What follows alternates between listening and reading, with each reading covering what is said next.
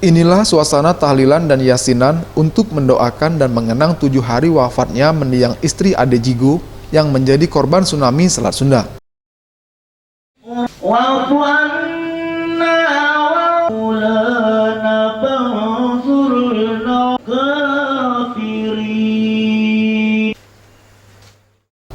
Tahlilan dan yasinan ini digelar di kediaman keluarga besar Meyuza binti Zainal Arifin di Desa Endikat Ilir, Kecamatan Gumai Talang, Kabupaten Lahad. Doa bersama ini dihadirin puluhan kerabat serta masyarakat setempat.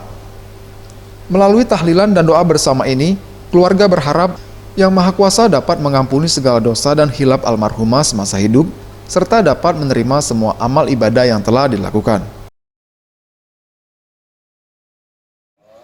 Untuk mengirimkan doa untuk almarhumah, mayoritas keluarga besar semua di sini dan masyarakat sekitar Kecamatan Gumai Talang, khususnya Kabupaten Lahad, bahkan juga ada yang dari luar Lahad juga ada juga yang dari Linggau, dari Empat Lawang, tapi mayoritas semua keluarga besar dari Gumai Talang.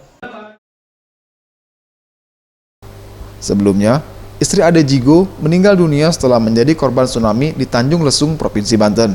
Sementara Ade dan 2 orang anaknya berhasil selamat dalam peristiwa tersebut. Tim Liputan Sriwijaya TV.